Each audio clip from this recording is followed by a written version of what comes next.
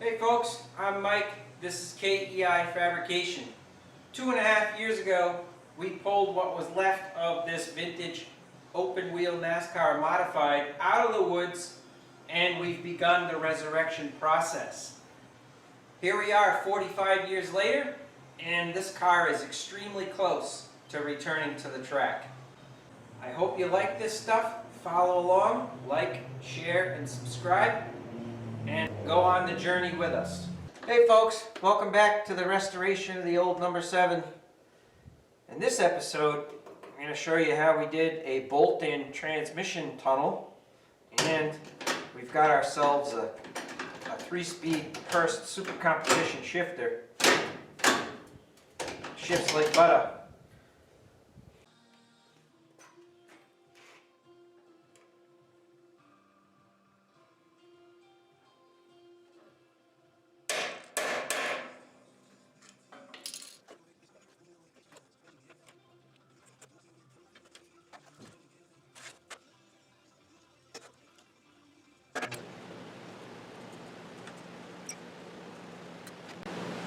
Alright gang, we're about to go into mass production of some tabs here. I've got a dozen of them scribed out on this plate. I'm going to drill a pilot hole where the center is, and I'll show you why in a minute. So this is my template, and I don't have enough of these to do the job, so I figured I might as well put the time in to make them all at once.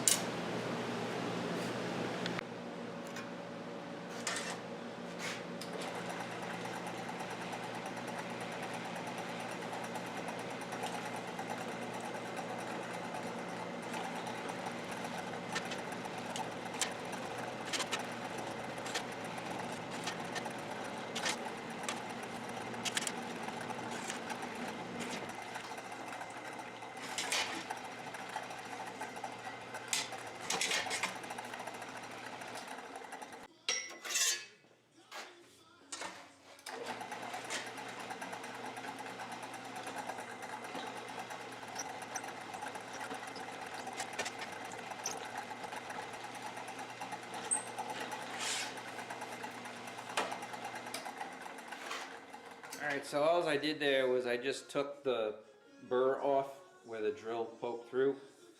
And if I don't do that, when it comes time to do the bandsaw cutout, if those burrs aren't there, they could potentially mess you up, especially when cutting out such a tiny little bracket. It'll allow it to run smoothly on the table, and it won't be flopping around when you try to cut it.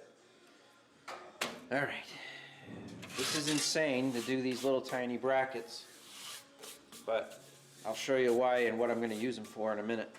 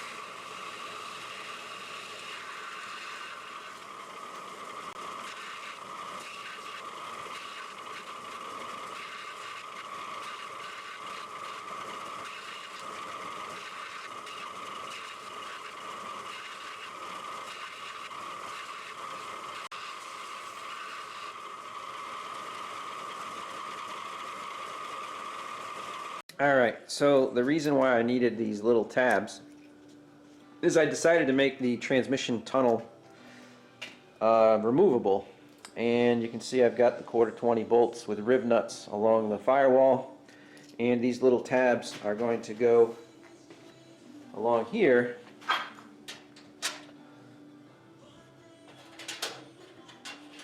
like so, in order to help me bolt the transmission tunnel. So I like the fact that the tunnel is inside of this metal frame. So there's a 3/4 of an inch overlap. So the reason why I only drilled an 1/8 inch pilot hole in there is I'm going to tack these in place where I want them, and then I'm going to use the pilot hole to drill through the tunnel, because that's the piece that the Rivnut is going to go into. So if I do that, I'm kind of using this as a fixture. Once I get this rigidly bolted in place, I can force this up into position. Some of the things that I did recently that sent me down this rabbit hole is I bought a Hurst Super Competition 3-speed shifter, and it's way more precise. It came with the transmission black bracket, and I was able to reuse my linkage that I had from the old Hurst Indy shifter, which was just so wore out I was hanging up between gears. So to maintain the shifter and adjust the linkage, even maybe remove the transmission or unhook the motor from the bell housing, it's just so much easier to undo a few fasteners and get it out of the way and be able to work on it. So I'm going to go ahead and put my tabs in on both sides. I'll drill the pilot holes, then that'll show me the location of the rivnuts that's going to go in the cone shape, and then I'll use that as a fixture to help me locate the back half of the tunnel. So again, I was trying to rush this previously because I was really looking towards the end of last season to get this thing out and make its debut in just some sort of running condition. Anyway, that didn't happen. So now I'm taking my time going back. I've acquired some different parts, and now I'm making the changes to help me service this thing for the long term. Alright, that's enough yammering.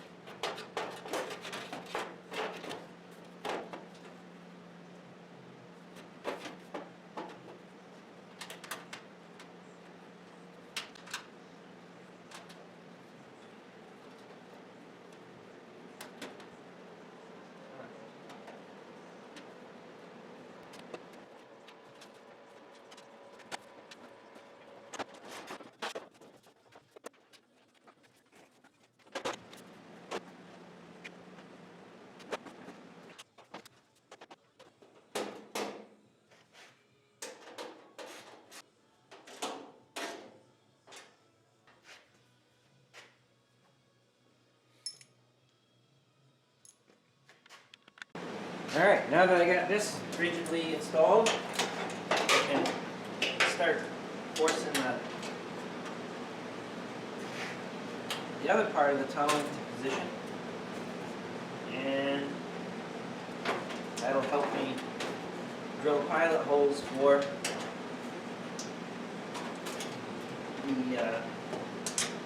the connection up here, and put my tabs in this area. So I'll have a few Rivnuts here that'll connect these two together, and then I'll have probably 3 tabs along here, just like that. And that'll allow me to access everything under there for service. Phew! It all sounded like a good idea in the beginning, but it's wearing me out.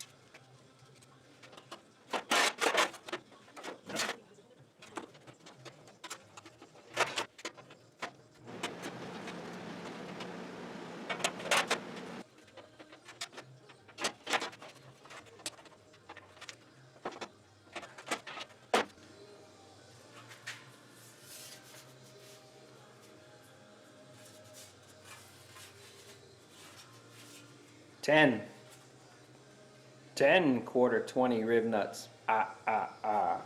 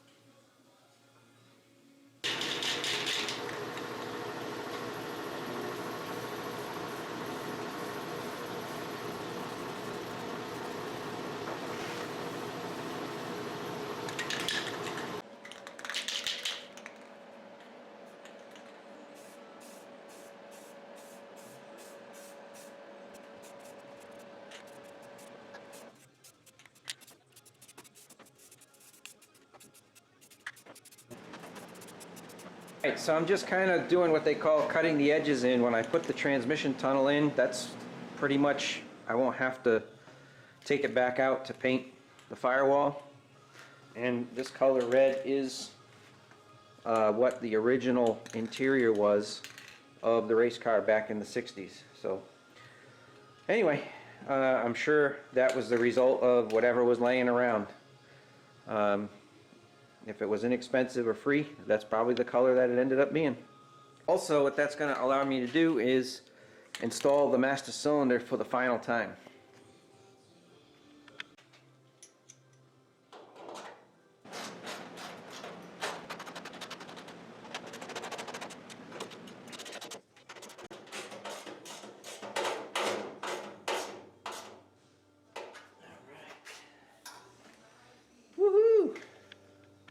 Well, because I wanted to make that removable, it probably took me an additional 10 to 12 hours to make that happen. But I'm glad that I did.